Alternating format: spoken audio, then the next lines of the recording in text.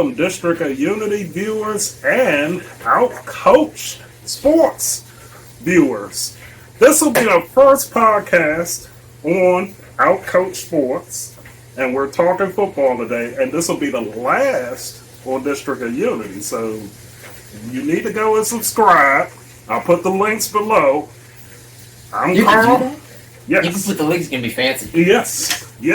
The PayPal link and all of the links below. Mr. McLean has joined me again. One of y'all favorites. And we're just going to talk football. Midseason review. Week 9. Wow. And Jackie has been predicting games. She's actually doing better than some of the experts out there. She's coming over to Outcoached. I have a question for you. Because I see that who is Jackie? Because I see it on there every week. I watch it. Alright. It's like a computer thing, isn't it? Jackie is AI. Oh my goodness, we're using technology beyond us. Yeah, she's AI. Okay, alright, I didn't know. But anyway. I thought that would be obvious the way she talks and so forth. Well, I didn't know what it was. I talked, I'm like, I see it, Jackie's week 8 picks. I'm like, okay. Where'd you come? Is it, did you create this? Where did the name Jackie come from? I just made it up. You made it up? Yeah, okay. Because I looked at her and she looked like Jackie Kennedy to me, so I just called her Jackie. Works for me? Yeah. So, and she's actually done very well with some of her picks. I was pleasantly surprised. So what is today? Saturday? Today is Saturday. Alright, today's Saturday, November 4th. Correct. So we've already started week 9. Week 9. Thursday night. I don't even know who played Thursday. Oh, yes. Steelers and Titans. I didn't even watch it. How does that work? Yeah, Steelers barely got out of the game, as Jackie predicted. Derrick Henry didn't get traded, did he? Nope. I didn't think so. He was in the game. No. Yeah, okay. Yeah. All right. So the Steelers did win. Okay. Yeah. I mean, wait, then, who was on Monday night? Raiders and that's something we need to talk Detroit. about. Right? Yeah. Okay, yeah, because I'm like, the Raiders shit the bed again. But anyway, okay, so we're heading into week 9. We've been off for about 8 weeks. We're going to try to get more consistent with the content. About once a week, once every other week, once we get into a flow. So be expecting more content. So we can talk more specific on certain games and events versus just generalizing, which we're going to do today. And see, the thing with Outcoached is all sports. So you don't have to worry about no politicizing, blah, blah, blah. It's just all sports all the time. So, we're going to have fun with it. So, first thing I want to talk about, since you kind of halfway mentioned it, the Raiders. Do you think they should have made that change now, or it really didn't matter? I don't think it mattered. Yeah. I the Raiders... So I don't know if you guys watched it. We did like a preseason right before the season, 8-9 weeks ago. We didn't have the Raiders that high. No. Especially in the West. I think that I was higher on the Broncos than where they are. Oh my God. I was wrong. I was very wrong. They kind of righted the ship a little bit. Yeah, it's better looking at it now. You would have asked me 3 weeks ago. I was so wrong. Especially that 70-point game. Oh God. Oh God. What you think about that 70-point game, though? I think the Dolphins should have went for the record. I mean, you're going to score that many points, just go for it. Exactly. You're going to score that many points, go for it. Yeah. But you get humiliated like that, I think you just kind of wipe it from the brain and move on. And see, I don't know if you watched the game. I watched the game, in retrospect, because when I saw they put up 70 points, I'm like, I got to watch this whole effing game or whatever. They didn't do anything extraordinary to get 70 points. It wasn't like they just couldn't stop them. They just kept scoring, and they was just running their offense. Denver couldn't do anything, and they just kept scoring. It was like Denver literally couldn't stop them. Yeah. So, but going back to the Raiders, I think we had the Raiders kind of. The Raiders weren't. I think I had them either 3rd or 4th in the West. They weren't. They were going to win 7, 8 games, and they're just not, because they have a solid defense, but their offense isn't good enough to hold them up, especially after they lost Darren Waller. I'm going to tell you this. Any NFL coach that ever thinks about hiring Josh McDaniels again, that was a mistake last year. Give up your ownership immediately or even sooner. So, He's a hell of an offensive coordinator. That But goes. even that is somewhat questionable because you're seeing how much impact Tom Brady is having and how much he's had. Yeah. When you think about New England and you think about all of the struggles with Belichick, I know I'm over talking the Raiders. I didn't know if you was finishing. No. Yeah, you're good. But when you look at New England, it's like I think Belichick's best work was with the Giants and with Cleveland the year they went to the playoffs. They was 11-5. This was the same season as the 91 Skins when they won the Super Bowl. I thought Belichick had that team turned around. He was going for it. But outside of that, I never thought that much about Belichick except as a defensive coordinator. And even then, I had some questions about his defense because he never wants to get top-tier players. He always want to plug holes. He never goes for the long-term solution. And I think that's a huge mistake, and it's crushing him now. What about the 07 team? Now, who was on that one that I'm missing? Moss. That was the Moss year. He had 23 touchdowns. It was the greatest offensive season we've ever seen. They went 18-1, and the only reason they lost is because of the Giants' defense.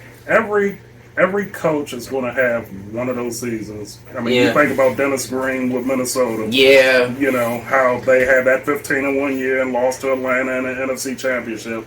You're going to have that one mulligan year where it's like you light up the league or you're going to get shit on by the league. And it's not to knock the Patriots as an organization or say Bill Belichick isn't a good coach.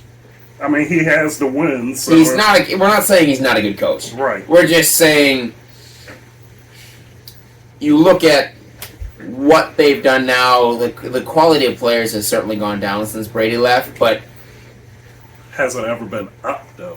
I mean, that's the question.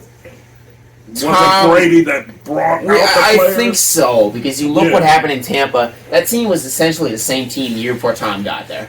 He just Right. made them believe in something bigger than themselves. Thank you. So, but no, I'm not surprised. The Raiders made a bad move in hiring Oh, yeah. him. Yeah. But what we're going to do out of basically is look back at what we've already talked about and see where we were right, where we were wrong, and then kind of right in the middle with, we were so-so, because we were really right and we were really, really wrong.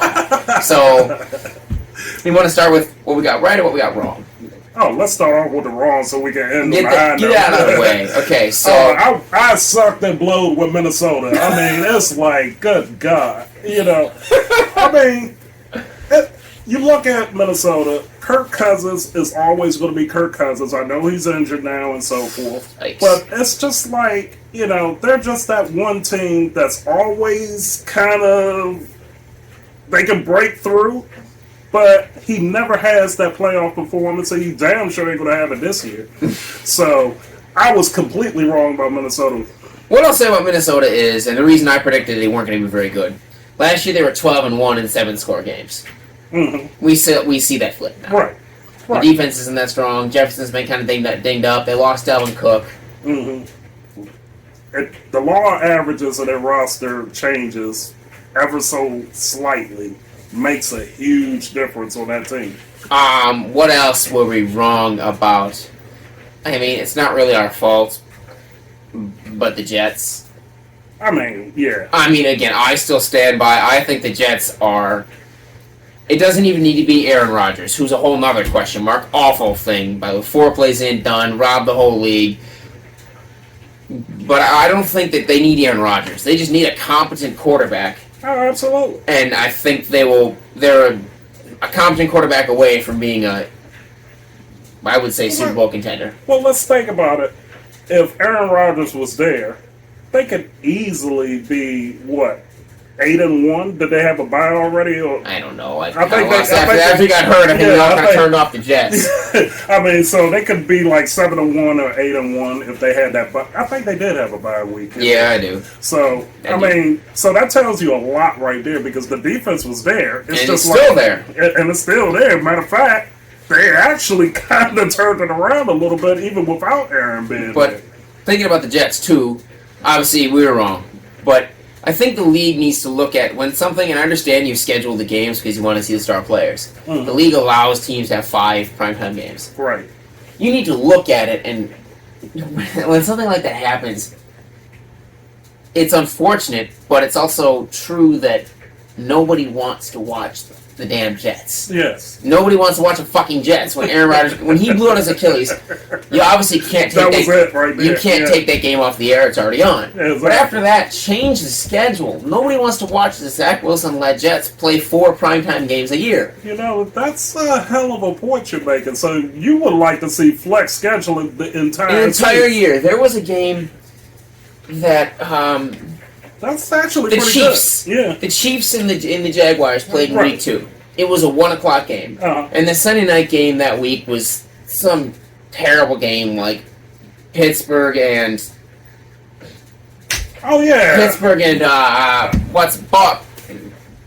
the Patriots.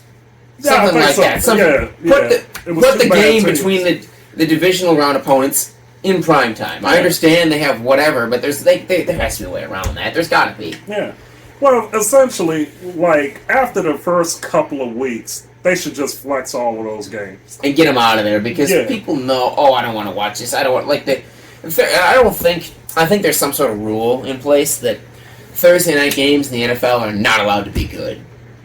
I know. Because it's like you had the Bucs and the Bills play a couple weeks back on Thursday night. Think about it. We had to think about who just played Thursday night, Titans and Steelers. The only reason I know that it was the Bucs and the Bills is because I watched the Bucs. Right.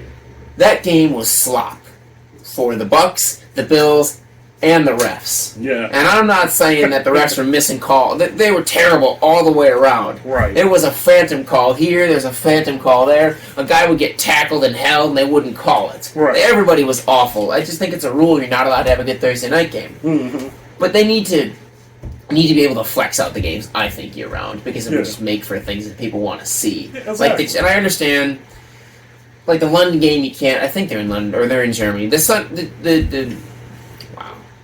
Dolphins and the Chiefs play this Sunday. And Germany. Is it Germany? Yes. I get you can't flex that, but if, for example, if that game was not in Germany and it's not the Sunday night game, put it as a Sunday night game. You can fix that stuff ahead of time. So let me ask you this. Let's make this interesting. Let's just say Thanksgiving. You have those 3 games on Thanksgiving. Would you flex those games as in terms of the times that they start? I wouldn't. Okay. Because of the simple fact that... So let's say you had Chiefs 49ers on the schedule, even though I'm just throwing out 2 I get what you're saying. And you have, let's say... Dolphins and Redskins. I was about to say Patriots and Not Redskins. Dolphins, Cowboys and Redskins, because that's one they love to throw on there. Right. They always put the Cowboys on Thanksgiving. Well, okay, Cowboys, Redskins because of their rivalry. Commanders for you people that want to say Commanders. The Deadskins is what I like to call them. So then you have the other game where it might be. It's usually it's Detroit, Green Bay, or something like that. I would say, you bring it because most people want to watch the nightcap is the main course. But on Thanksgiving, most people are sitting around the TV anyway, so it doesn't really matter. Gotcha. When it comes to Christmas Day, we're gonna go, of course, but talking about the games. When it comes to Christmas Day, when it comes to basketball, it matters a little more because you got 5 games. You got one at noon Eastern, 2:30 Eastern, 5 Eastern, 8 Eastern, and 10:30 Eastern. Which there's not a whole lot you can do flipping wise because you've got teams. You can do it for the last 2 games, but you can't put the Denver Nuggets on at noon. It's not gonna happen. But anyway. So that matters a little more because there's so many games. When it comes to Thanksgiving, they're at like 4:25 and 8:20. I don't think it really matters. So let's go from. Do we have another bad one that we? Well, I think that the Steelers. You're wrong about Steelers suck. They suck, but they're 5-3. They're somehow there. But you got to look at. And I think that the Browns have a top 3 defense. See, and. That was the next category I was going to get into, where we're halfway right. Well, because you look at the play of the Browns, and Deshaun Watson has sometimes flashed 2020 in there. But then sometimes he's been hurt up and down. We were halfway right. I think we're done with the dead wrongs. Yeah. And we're into the right in the middle where we're still trying to figure that out. Exactly. Again, we'll get to the rights, but I think the Browns fall in that category of so-so. Well, see, the thing of it is Watson done as an elite quarterback? It's only been 8 games. It's only been 8 games, but it's been 8 games on top of 2 years. Yeah, and it's also been 8 games of half of them he's looked fantastic, the other half he's looked terrible. I mean, he beat the doors off of somebody like 35-3. And you know what? Cleveland is pretty damn good. Yeah. I gotta admit, they're better than what I thought they were. I can't say we're wrong or right on the Bengals yet. No. Because they looked terrible to start the year. But Burrow was dinged up, and the offense was dinged up. Now they've been looking back like the Bengals. But the Bengals have been like that for the past couple of seasons. Mm-hmm. It's like they look like they don't belong on the field, and then all of a sudden they become world beaters. Yeah. Also, now, I was going to say the Chiefs. We were halfway right about them. They seem to have these games where it's like, what the hell is this? The Jets game, what are you doing? Exactly. Yeah. And the Broncos. How do you drop an egg against the Broncos? But if you really... Must have been Taylor Swift. Right? But if you really start going back, that's a whole other issue with her and Kelsey. Woo! So you go back in revisionist history, the Chiefs has always had like 2 or 3 games in their runs where it's like, what the hell was that? And if you look at Andy Reid's career, go back to Philadelphia, he's had the same issues where it's just like, this game, I don't know if he just looked at that bottle of Jack and just said, you know what? You know what I think it is? He forgot to eat his Whopper. There's a reason. Any of you guys out there, you watch the Chiefs, you ever notice anything? What does Andy Reid look like? He looks like a walrus. You ever notice that? Yeah. So does the OG walrus was Mike Holmgren. Right. And now they've morphed. They're evolving into Andy Reid. But you're right. Sometimes he just forgets, and I don't know what it is, but the Chiefs have looked like the Chiefs for the most part. Yeah. I think that the Kelsey Swift thing has gotten more traction outside of that has nothing to do with football. If you want to take that out of it, Travis Kelsey still looks like Travis Kelsey. Of course. Although she's not affecting his game. No, right? a much less attractive version. Right. He looks better when he's got the full beard. Now he just looks like a porn star. Awesome.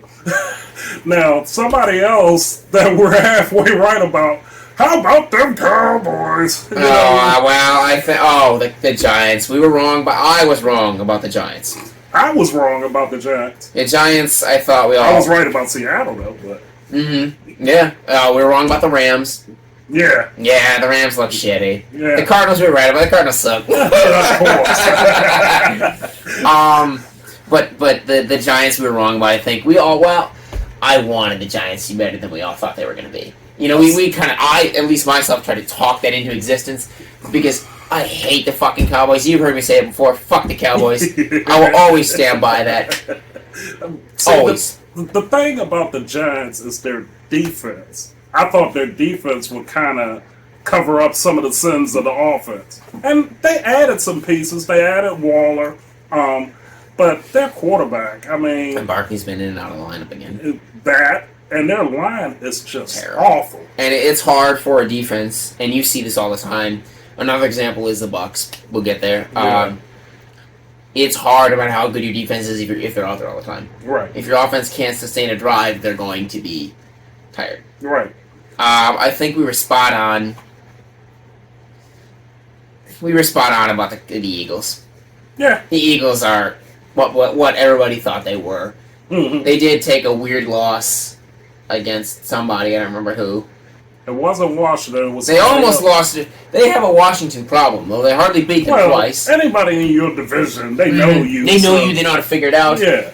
Biggest surprise this year, the Bills look... Ugh.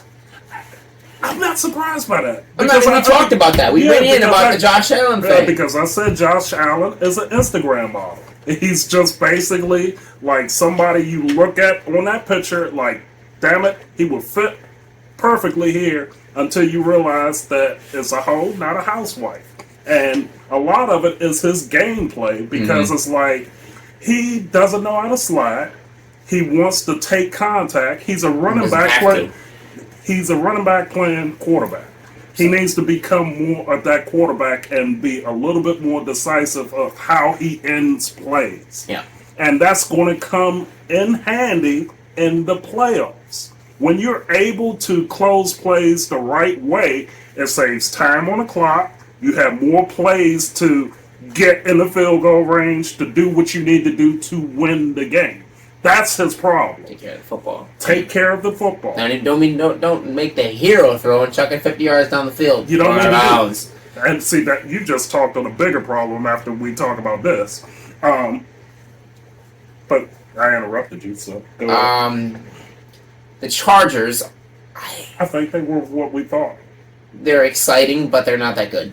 They're not. They're not Do you think good. it's the coach? Do you think it's the defense? Do you think it's some of all of it? I think it's everything. Yeah. I think it is. And I think, again, Dallas has looked really good and really bad at times. As much as everybody hates to see it. Right. But the same result is going to happen until I'm proven otherwise. What about the 49ers? The 49ers, if you would have talked to me in week 5, I would have said, oh, hell, they're the Super Bowl champions. Mm-hmm. They were 5-0, they could not be stopped. Mm-hmm. Now, I still think they're a very good football team. I still think their record doesn't state they're 5-3. Mm-hmm. But they're a strong 5-3, if that makes any sense. They lost Trent Williams on the left side. That's a big blow. I must say this about the 49ers. I don't think I said this at the beginning of our last podcast. Go and watch that, please. And I might move some of that to the new channel.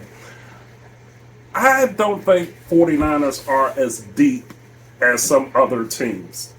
So injuries are going to really take that toll. Yeah. Trent Williams and Deion Sanders. Yep. McCaffrey. I mean, look, we're talking about players that's like one of one. Yeah. So if you lose them, yes, you're going to lose. It's hard on any team. Right. But I think their depth is not as deep as Philly. Philly has way more depth. Yeah, nobody thought DeAndre Swift was dead in the water before he got to Philly. Right. That guy looks all world now. Yeah. So that's the thing that will kill the 49ers. But coming to heavy, if you put the Eagles and the Niners against each other, I still think the Niners can win that football game. Yeah, they can. I mean, and as long as they don't have key injuries, they should be able to go right through them. Not through them like they're going to beat their ass or whatever, but they should win in the fourth quarter. You know what I'm saying? Who else were we? We was right about the Commanders. So much for Eric Bieniemy, huh? I think Carolina they have one win. Yeah. But that doesn't state.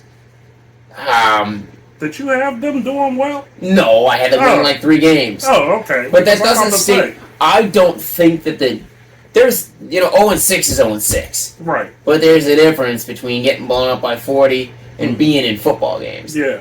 And that's a young, inexperienced team not trying to win football games. They're just, yes, they're trying to win football games, but they're trying to get experience. Mm-hmm. And I think, though, even though they're 1-6, there are a lot of positive signs coming out of Bryce Young. Yeah. Just like there's a lot of positive signs coming out of C.J. Stroud in Texas. Yeah. When you're a first-year quarterback, you want to win games, but typically you're not going from 2-14 to 13-4. Well, he's playing like he's been there for 4 years. So I think that team will eventually turn it around. So biggest surprise for me. You read my mind. Go for it. Is Miami. Yeah. We thought Miami would be good. Yeah. I don't think anybody thought Miami would be this good. They look mad and good out there because the thing of it is, look, I said it. I heard you say it. If Tua can stay healthy, he can put up those numbers. Yep. But the whole key, I think, with Miami is that he's getting rid of the ball a lot faster now. Because I think when he was getting hurt before, he was holding on to the ball. I think they just took the offseason as like, look, if it's not there, just get rid of it. Mm-hmm. do not hold this ball. And see, that's beneficial for him because if he's not taking those hits like that, when he does take a hit, because he will get hit, it's not the same as you're already hurt and you taking a hit. And taking another one, and another one, and another one. Yeah. That becomes concussive. And if you lose that and you get hit hard on one of those plays, now you're getting up and you're able to play, not staggering around and all this thing with his fingers. Man, that thing was like, what the hell was that? Looking like Rocky Balboa in that Rocky 3 with that cut me neck. That was like Flavor Flav Jr. He's doing all of this stuff. Yeah, boy. Sorry, Tua, but I had to get that in there on you. So looking at Florida teams, Tua's the MVP right now. Right now, I don't think there's a question. He's the MVP. Second I had to think about that off camera, but then as we're talking about Christian McCaffrey is second just because he does so many things. Yes. The Dolphins' defense still needs work. We saw that against Philly. Yes. But when you're putting up that many points, sometimes it just doesn't matter. Now, the thing of it is with Miami, okay, they're doing all of this in the regular season, but you're going to run into a all-world defense like a Baltimore or somebody in the playoffs. Baltimore, we didn't talk about Baltimore. Again, of course, their big injury happened. Of course. Edwards. Yes. Not Edwards, no. Dobbins. Exactly, they're running back. Odell Beckham hasn't done shit. No. But Lamar Jackson got paid and is playing like it. Yeah. He is been fantastic. See, Baltimore has always built along the middle. Their offensive line, defensive line. That is something that Baltimore has always done. So you can kind of plug and play a lot of people around that. Mm-hmm. And that's how you build winners. The Titans used to do that. Yeah. That's why they're 3-5 now, because they haven't done that. No, they need a new quarterback. They need a lot of things. But see, if you have a line on both sides of the ball, that covers up a lot of stuff. Yeah. But look at Lamar. Lamar last year, and Lamar and Josh Allen were very similar a year ago. Yeah, I would say that. Lamar now, he's running, but he's not running to run. Right. He's running to throw. Right. And he throws that football and doesn't take... That's not to say he doesn't make plays with his legs. He still does, running the ball, but he's smarter with it. He's turning in the Elway now. He's becoming more, and he's figured it out, which is good, and that's why you see that team. Exactly. But back to the Dolphins, and, since we're in the Florida state, the Jaguars started slow. Yes. I think they turn it around. They haven't really had that big statement game that says... we're here to do, but they've still looked really good at 6-2. And if they started 0-1, then they had the Chiefs at home, and their defense played fantastic in that game. Their offense did not show up. No, it was like 13-9. That would have been their statement game. But the Dolphins, not the Dolphins, the Jaguars are right where we kind of thought they were, ahead of the AFC South, in a position to host a playoff game. And who knew? Trevor needs to come out and have that one game. Yeah. So one of the things that I would say why some of these starts are happening this way, and why some of these teams are starting to step up a little bit, that preseason. There is no preseason. There's 3 games, and you get. Sorry, I interrupted. I do that. Go ahead. You're saying what I was about to say. It's like preseason is not even for the veterans anymore. No. You literally have all these rookies and people that's not going to make this squad out there taking up space. If you're going to have something, at least do the first 2 games with the veterans. Have that third one, see what else you have that you could add to your 53-man roster and go from there. Because your off season, you're doing workouts, but you're not doing targeted workouts. Yeah. You're not getting to know your team and your people, right? And relationships matter, especially with the quarterback, receiver, the linebacker, safety. Those are the intangible things that a lot of folks don't see. That's how you develop a strong defensive team, a strong offensive team. If I know that this Mike linebacker is coming here, and I got my top receiver in the slot, kind of like how Troy Aikman and Michael Irvin used to do, I'm looking at you. You see what I'm saying? You make that slant, I'm going to hit you right there. Sight unseen. You don't have that now because a lot of players are moving. A lot of hybrid offenses are out there. And you don't have that timing yet. So, And you're getting it during the season. During the season, and it takes them 4 or 5 weeks to get going. Exactly. And that's and then you look at, the Chiefs have kind of looked like you said, weird games here and there, but the Chiefs come week 3 look like the Chiefs always look like the Chiefs. Of course. Detroit has been, I predicted Detroit would be good. I didn't think they'd be this good. Oh, they're phenomenal. I had Trevor Lawrence as the MVP. That's not happening. It's Tua. Yeah. And the NFC South, which we have not touched. Well, we have. We'll talk about the Panthers. All right, the Saints. We were halfway wrong about that. Mm-hmm. Okay. They're At in least it. I was. They're in it, but they're not. But the division's so bad. The division is bad, but the Saints have a very strong defense. They have a top 7 defense. Yes. And that's what's keeping them in these games. And a bigger point that I wanted to make about all of this that's going on is the coaching. I think the coaching is awful this year. Yeah, I think not just in New Orleans, in a lot of places. That's my bigger awful. point. That's my bigger point. It's like the coaching is terrible, and also the quarterback play, for what it's worth, is terrible overall. Okay, you have the Lawrences, you have the Herberts, you have even he hasn't looked that good. But see, that's the thing. It's like you're getting talent over gameplay. And where they're terrible at, this could be on the coach, it could be on the quarterback.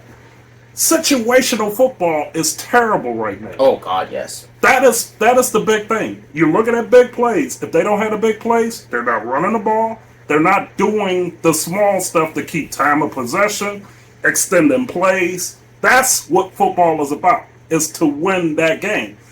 Perfect example. We just talked about it. Denver and Miami. Denver could not stop them to say that. I mean, you would think, okay, let me just run the ball so I can stop them from scoring on us or something like that. You can't run the ball. You can't run the ball. You can't do this. And I mean, Denver probably quit against Miami, or they might have had something. Sean Payton kind of has one of those mouths where it's like, I can't believe this motherfucker said this to me. He's one of those types of coaches. But for players to be that sensitive to sit over there and quit on that game, they've righted the ship a little bit. But man, how are you going to sit there and let somebody put a 70 spot on your head? We have some pride. Yeah, that's what I'm saying. Have some, I mean, Russell Wilson, you went to 2 Super Bowls, man. You should have won both of them. You go back to coach. Yeah, that's not the coaching. Pete Carroll. Oh, yeah. But you go back to coaching, and you bring up a good point in New Orleans. Yeah. In Atlanta, a lot of people, I hear murmurs out of Atlanta, a lot of people want to blame Arthur Smith.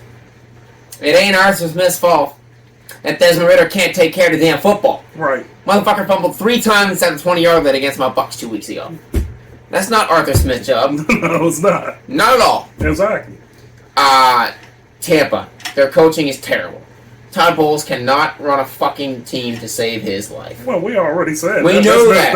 His defense is great. That defense is phenomenal. Antoine Winfield Jr. is going to get a big bag this offseason. Right, absolutely. Devin White is going to get a big bag somewhere else because Tampa will not give him $100 million because he's not worth it. Mm-hmm. Levante David, for those of you who have no idea who that is, he's been there for 12 years now. He's had a Hall of Fame career, and nobody outside of Tampa has watched him. I know. He's playing like an all-pro linebacker, one of the best linebackers in football. He looks fast, he looks quick, strong.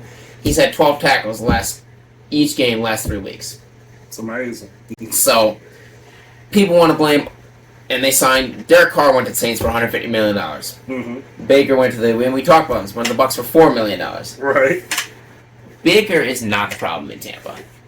I can be honest. Yeah, he's not the problem in Tampa. It's amazing to watch the Bucks now that they have a quarterback who can run. Mm-hmm. That guy runs around ducks, and it's really entertaining. They have no run game. That's the one thing I said on this podcast. If the Bucks want to be an upper-tier football team this year, they can't have the worst run game in football. They have the worst run game in football. Again, it's terrible. You can't put everything on your quarterback. Doesn't matter. We saw that last year with Brady. We saw it with Baker this year. You can't do that. It does not work. It tires out your defense, and that's where we're at.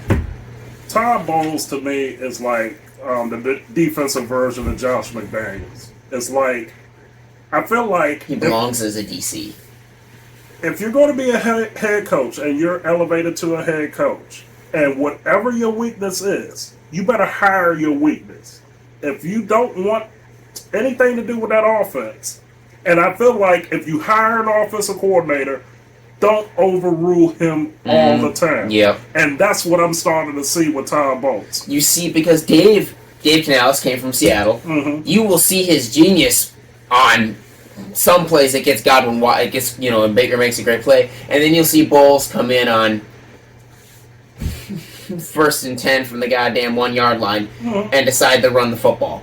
Right. You're not gonna, and you get a safety. And you can tell that's a That's Bowles. Todd. Yeah. It is. It's not Dave. It's not Canales. That's Todd. You can't do that. Just like with Josh McDaniels when it comes to the defense. Yep. When it's situational football, you're not a defensive coordinator. You may know that certain defensive looks will come in certain downs and certain yards. You are an offensive guru. Stay on that side of the ball. Let your defensive coordinator call the right defense. Don't overrule every time. And there's a reason that certain guys belong as head coaches and certain guys who belong as coordinators here and there. And that's with any job. I work on the pickup at Walmart. I run the pickup department. I have no idea how to run stocking and features and things like that. Right. I don't know how to run that, or registers. Right. So you're not going to put me as store manager to run that stuff because I have no idea how to do it. Exactly. You're not going to have a guy who knows how to work defense really well go run offense. It's the same thing. And me, I am one of those types. I am not a good administrator, folks. Anytime I've had a supervisory, managerial, or executive position, I've been through all three. I'm not going to put my resume out there because I don't want no job and I don't want y'all calling me. So no, we're chilling right here. We good. Exactly. I'm small time. I'm good with that. So Sit right here in my chair talking shit about a bunch of rich assholes because that's what we do. Now, if you're some hot German blonde that hit me up, then I'll talk to you, girl. But anyway. So anyway. Ignore that. Ignore that. But what I'm trying to say is, you always hire your weakness. You don't hire your strength in any position. And a lot of these head coaches that become head coaches, they don't know how to be good CEOs. We're seeing that. And it's like, look, if offense is your thing, stay over there. If defense is your thing, stay over there. Now, if you've mastered them both, honestly, you're going to have some head coaches that... You have some head coaches that know the full game. But hire their weakness. Exactly. Like you said. Like Mike McDaniel in Miami. Weird-ass motherfucker, might I say. Fun guy, though. Great offensive mind. Genius. It's not Flores. It used to be Brian Flores. It's not anymore. He's in Pittsburgh now. But he is hired. He doesn't deal with the defense. It's not his thing. He leaves it alone. Exactly.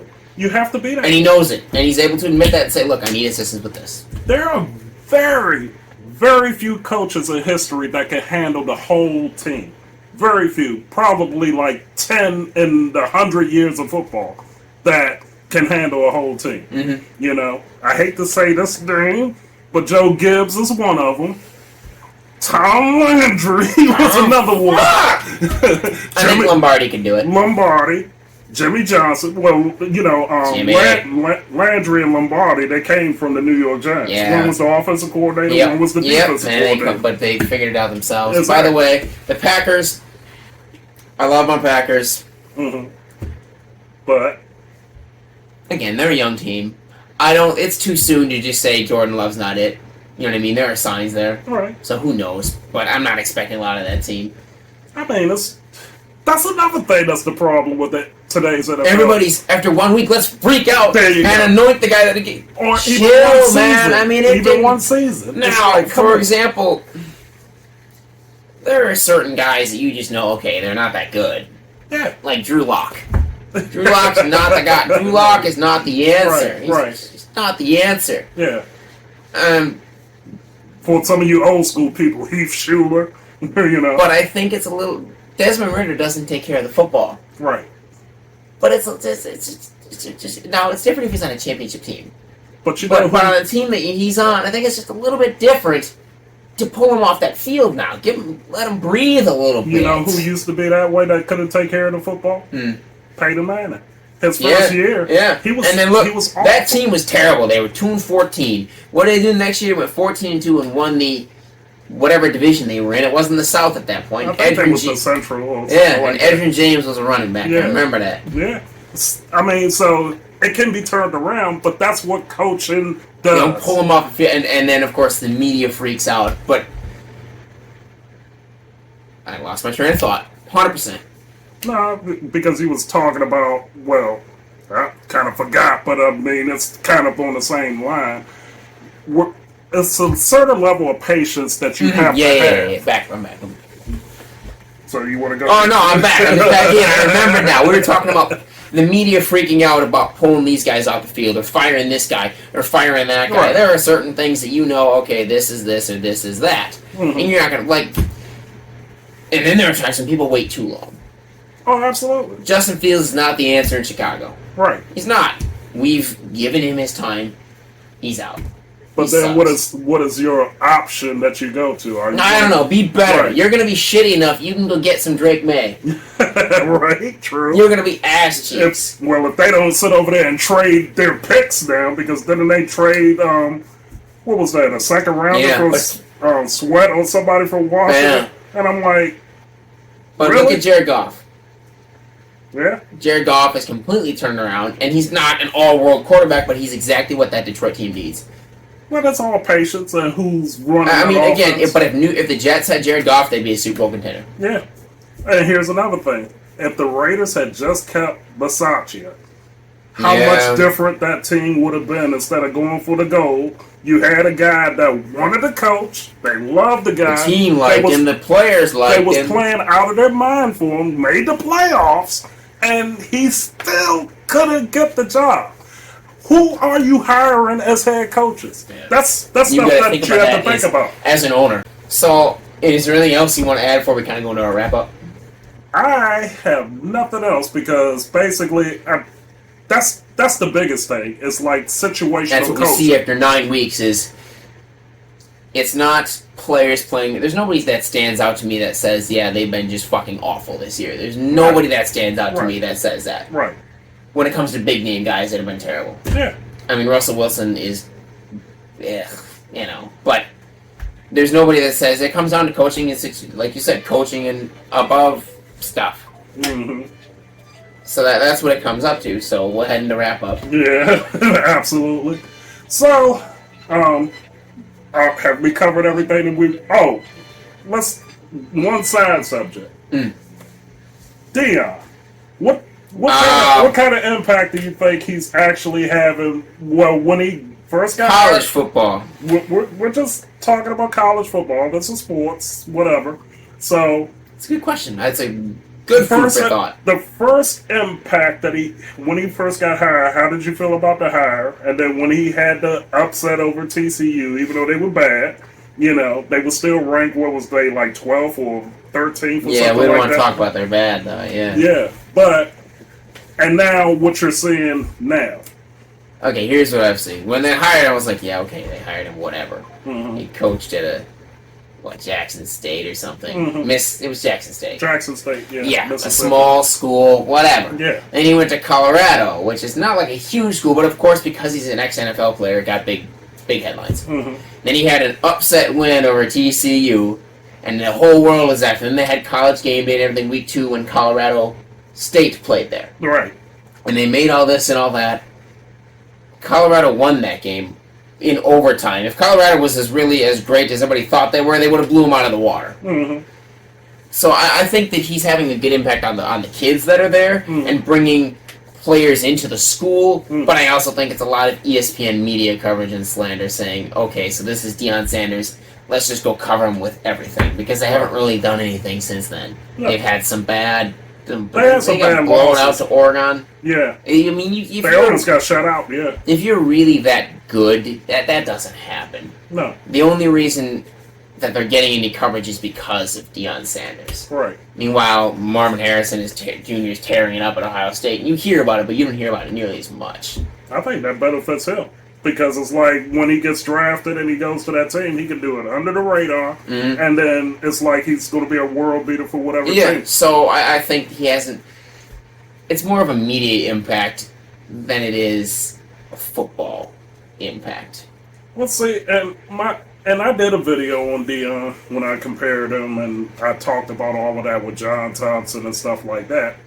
And I had a caveat there, is how does he handle losses and how much of that he takes away from his star players and so forth. Yeah. The biggest problem with Colorado is their defense. They have no defense. Yeah. And they really don't have an offensive line.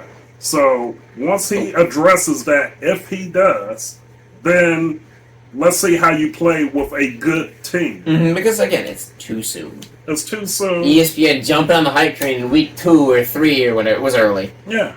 And I'm not going to sit over there and say, oh, yeah, that was the greatest hire ever, just like I did in that last video. I'm just saying the impact that he would have will be like another star player having that type of authority over a team like that. Mm-hmm.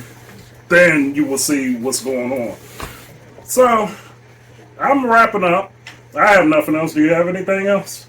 Well, why don't we look at, so, we're going to be back probably, I want to do one next week. Okay. We can sit down for you. Anyway, we'll go into looking back on, let's just kind of do like a mid-season, because, so we don't have to talk about it next week, we can get into specific games. Mm-hmm. You know, our original rankings, how do you want to change them from then to now? What do you think you have at the end of the year? For example, like my MVP prediction in week 1 was Trevor Lawrence. It's not happening. Right. Obviously, the easy answer is Tua. Right. So that's my prediction for MVP. Right. I still think that it's going to be Chiefs-Jaguars in the AFC title game. Mm-hmm. And I'm not changing anything. You're still sticking. No, I mean, well, look. Niners, Eagles. We're going to do revisionist history, but in terms of what we picked at the beginning of the year, that's what we picked. Let the season develop, and then we'll go back, and then we'll go forward and say, okay, this is what's going to happen when these teams play. Because, you know, it's kind of like you get married, you're not going to sit over there and go back and say, well, I had these 5 other girls that I could have married, and I chose you. I mean, that's bullshit. Yeah. But basically, we're just going to come on this channel, this new channel, Outcoached, and we're just going to post a whole lot of stuff. It's going to be some shorts. It's going to be some, commentary, and, we're going to have fun with it. I mean, McClain is going to have some stuff to say. I will have some stuff. There may be others that may join us. Special guests. Stay tuned. We're very popular here, folks. We're just going to have fun with it. So, we're going to put up an Instagram link, and we're going to follow the channel, like, share, and subscribe, and let's have some fun, folks. And until the next time, peace out.